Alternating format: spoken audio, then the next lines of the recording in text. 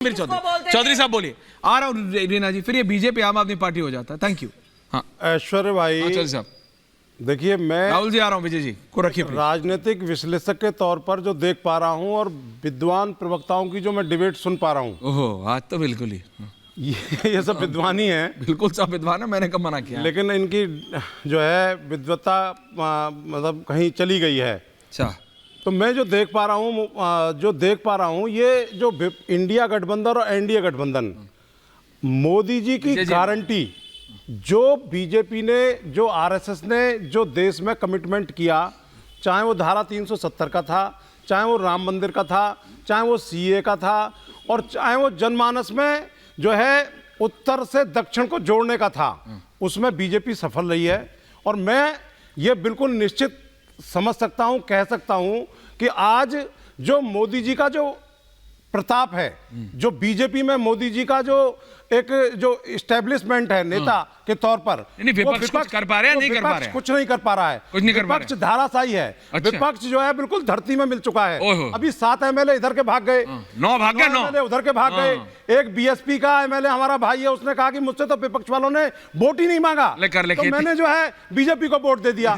तो ये स्थिति विपक्ष की चल रही है। विपक्ष को पता नहीं है विपक्ष राहुल जी को भी रहा है कि हमारे गांव की कहावत है, क्या है कि जो है गांव की बात है कि कुत्ते अंधे पीस रहे हैं, कुत्ते खा रहे हैं। विपक्ष की यह स्थिति हो गई है। विपक्ष को कुछ पता नहीं चल रहा है कि इधर जाए, इधर खाई है, इधर कुआं है। अच्छा, तो जो मैंने भगवान राम के चरित्र को देखा, उनके प्रताप को देखा, आज मोदी जी का वैसा ही प्रताप मैं देख पा रहा हूं। और मैं 140 करोड़ लोगों के माध्यम से भारत सरकार से ये मांग करता हूं कि मोदी जी को जीते जी भारत रत्न के पुरस्कार से नवाजा जाए। तो छोड़ दो, बिल्कुल छोड़ने के नहीं छोड़ना, ठीक है, कुछ नहीं छोड़ना। रत्नाकर त्रिपाठी जी, सोनिया गांधी ने 24 घंटे पहले हिमाचल छोड़ा, 24 घंटे पहले हिमाचल छोड़ा है, 24 आवर्स पर है।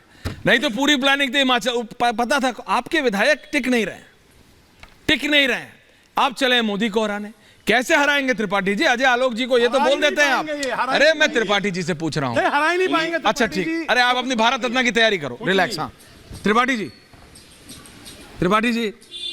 बताइए। उम्मीद करता हूं कि आप और भारत रत्न धर्मवीर चौधरी बीच में बोलेंगे नहीं। अरे कोई नहीं बोल रहा है, बोलिए आप। इतनी उम्मीद तो कर ही सकता हूं। बोलिए। और ऐश्वर्या जी, कभी भी आप वो डिबेट नहीं करेंगे, क्योंकि जब आपको पूछना होगा तो आपको ये भी पूछना होगा बीएचपी से कि जिसको वो करप्ट बोलते थे, बलात्कारी बोलते थे, किया था ना उनके साथ अशोक चौहान से लेके किया, और कैसे उन्होंने बलात्कारी को स्त्रियों की बीच में मत बोलिए सर, बीच में मत बोलिए, कैसे उन्होंने स्त्रियों की इज्जत उतारने वाले को बिहार में हाथ मिलाया।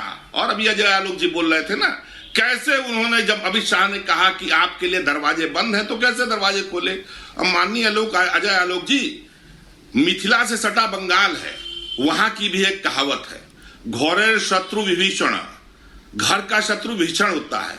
आप लोग की अंतरात्मा की आवाज नहीं, अंतरात्मा मर चुकी है, आपने कुचल दिया है, आपके मूल्य खत्म हो गए हैं, आपकी नैतिकता खत्म हो गई है। आप किस बात का जश्न मना रहे हैं? श्री राम की बात करते हैं, अभी ये मोदी जी को श्री राम का प्रताप है। आपने किसका वोट लिया, किससे हाथ मिलाया? सुधांशु त्रिवेदी, ब्रिजेश पाठक कैसे किससे हाथ कर रहे थे? अभय सिंह के साथ। वो अभय सिंह कौन है भैया? अभय सिंह बोल रहा हूं, बोलो ठाकुर भैया, उस जमीन में कुछ गड़बड़ हो गया है। हाँ, कुछ लोग बदमाशी कर रहे हैं, पर अभी रुको, अभी इसको छोड़ो। अभी कृष्णानंद राय और मुन्ना बजरंगी के बीच में गोलीबारी हो रही है। अरे कहां पर? कृष्णानंद राय के गांव पर दोनों ओर से गोली चल रही है, दोनों ओर से की एक तरफा। जय श्री राम, काट ली चुंडी हाथ में ले ली। अच्छा भैया, बहुत बढ़िया, बाद में बात करता हूं। कृष्णानंद राय के हत्यारे मुख्तार अंसारी के जो बगल गिर है, उसका चेला है, उससे आप वोट लेके बताते हैं? आपके अंदर नैतिकता है? आप राम की बात करेंगे? अरे आप बलात्कारियों से हाथ मिलाएंगे, हत्यारों से हाथ मिलाएंगे, हिंदुओं के हत्यारों से हाथ मिलाएंगे? आपने तो उस व्यक्ति से हाथ मिलाया है जो चुंडी काटने को लेकर खुश था, क्योंकि शानदार चुंडी लिखते थे। और ऐश्वर्या सुनिए, बहुत मत बुला करिए, किसी का विधायक भाग जाए, किसी की स्त्री भाग जाए, कोई भगा ले जाए, वो बहुत बड़ी बात नहीं होती है। वो उसे भारत सनातन में बहुत ही खराब ढंग से देखा जाता है। और ये वही विधायक है जिन्होंने कांग्रेस से सपा से पहचान पाई। कर्ण के लिए रश्मि रथी में लिखा है रामधारी सिंह दिनकर जी ने, रह साथ सदा खेला खाया, सौभाग्य यश उससे पाया। अब जब विपत्ति आने को है, घनघोर प्रलय छाने को है, तब उसे भाग यदि जाऊंगा, कायर कृतज्ञ कहलाऊंगा। संसार मुझे धिक्कारेगा और मन में यही विचारेगा, फिर गया तुरंत जो राज्य मिला, यह कर्ण बड़ा पापी निकला। कोई भी कहीं न चूकेगा, सारा जग मुझ पर थूकेगा। तब ध्यान योग जब शील जान मेरे होंगे मट्टी समान, लोभी लालची कहलाऊंगा, मैं किसको मुंह दिखलाऊंगा। किसकी बात कर रहे, जीतने दीजिए ना राज्यसभा। अभय सिंह के संग अगर राज्यसभा जीतनी है तो ऐसी राज्यसभा बीजेपी को मुबारक। घर के भेदियों के साथ जीतनी है तो ऐसी राज्यसभा बीजेपी को मुबारक। आप जश्न मनाइए अटल जी, ऐश्वर्य जी, इनको जश्न मनाने दीजिए। कांग्रेस जश्न नहीं बनाएगी। बस मुझे इतना ही कहना था। धन्यवाद। बीच में न बोलिए। अजय जी जवाब दे रहे हैं। राहुल देव जी आ रहा हूं सबके पास एंडिंग कमेंट्स के लिए। अजय जी जवाब। नहीं रत्नाकर जी ठीक है, अब यही काम कीजिए अगले 20-25 साल तक। काफ़ी कविता वविता रटिए और थोड़ा मुहावरा उवरा रटिए, इसी तरह से फ्रस्ट्रेशन निकालिए। शुद्ध राजनीति करनी है ना तो ज़मीन पे उतर के देखिए कि कहाँ पे आप गायब हो गए। उत्तर प्रदेश में तो विलुप्त हो चुके हैं। उत्तर प्रदेश की कहानी मुझे क्या बता रहे हैं? कृष्णानंद राय का घटनाक्रम बता रहे हैं। कृष्णानंद राय की जब हत्या हुई थी, सरकार किसकी थी साहब? और आप क्या कर रहे थे? भजिया तल रहे थे। किसके माथे पे किसका ठिकरा फोड़ रहे हैं? और कृष्णानंद राय जी की सरकार में मुख्तार अंसारी किसके सांसद होते थे? आज उसी के साथ बैठ के हमें ज्ञान हमें उपदेश दे रहे हैं। शाबाश, अद्भुत हो गई है कांग्रेस पार्टी, विलुप्तता के कगार पे पहुंची है, लेकिन अभी भी अपना वजूद मिट रहा है, ये मानने को तैयार नहीं। नेतृत्व को चैलेंज लेने की ताकत नहीं है। हिमाचल से चुनाव लड़ने का साहस नहीं हुआ मैडम का।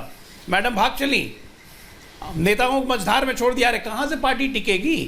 टिकेगी कहाँ से पार्टी जब पार्टी में कुछ बचा ही नहीं है? रीढ़ की हड्डी खत्म हो चुकी है कांग्रेस पार्टी की। ठीक है ना रत्नाकर जी, उस पर ध्यान दीजिए। बीजेपी पे ध्यान मत दीजिए। बीजेपी में बीजेपी की जीत तय है। 80 लोकसभा और 8 राज्यसभा। जय बीजेपी, तय बीजेपी, लय में बीजेपी और पूरा भारत में बीजेपी। अच्छा है बीजेपी हो जाइए, थोड़ी आपकी डिप्रेशन से दूर रहिएगा, नहीं तो गोली वोली खाना पड़ जाएगा। जिस तरह से रुदाली हो गया सारा विपक्ष, मुझे देख के तो यही लग रहा है। Multiplies. Okay, ending. Rahul Dev ji ending comments. Rahul Dev ji, यहाँ के विधायक वहां जा रहे हैं, वहां के यहाँ जा रहे हैं।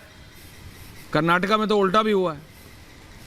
राहुल जी देखिए सर, एक तो मैं आपको बधाई देना चाहता हूं, आप एक ऐसा विश्लेषक ढूंढ के लाए जिसको राम और मोदी में समानता दिख रही है। मैं तो सुन के धन्य हो गया आज। मुझे लगा कि अब इसके बाद तो राम जी का भजन ही अब होने वाला है, लेकिन खैर उस पर अब इससे ज्यादा टिप्पणी नहीं करूंगा। और दूसरी बात यह है कि ये जो क्रॉस वोटिंग हम देख रहे हैं, अंतरात्मा की आवाज। जी राहुल जी का ऑडियो क्या हुआ? राहुल जी का ऑडियो, राहुल जी आपका ऑडियो वीडियो दोनों फ्रीज हो गए। वापस आगे आगे सर बोलिए। मैं कुछ बोलूं कि नहीं बोलूं? Yes sir please carry on. कुछ टेक्निकल ग्लिच तो जी बोलिए। इसमें बहुत सीधी सी बात है, जहां पर जिसके पास पैसा और ताकत है और विधायकों को बेहतर भविष्य दिखाने की ताकत है, वो अपने पक्ष में अंतरात्मा के नाम पर ये वोटिंग करवा लेता है। अच्छा, ये वहां भी हुआ है, वहां पे कांग्रेस ने करवाया है, यहाँ पर बीजेपी ने करवाया है। तो ये दोनों बड़ी पार्टियां, और जहां जहां जो पार्टी बड़ी रही है, हमारी राजनीति में लंबा इतिहास है इसका जी। तो इसको किसी भी एक पार्टी को कोई नैतिक अधिकार नहीं है कि वो दूसरे पे कोई सवाल उठाए। सबने ये किया है। ये भारत की राजनीति की शर्म है और ये निर्लज्जता का चरम उदाहरण है, मैं कहूंगा। इससे ज्यादा टिप्पणी की जरूरत नहीं है। विजय जी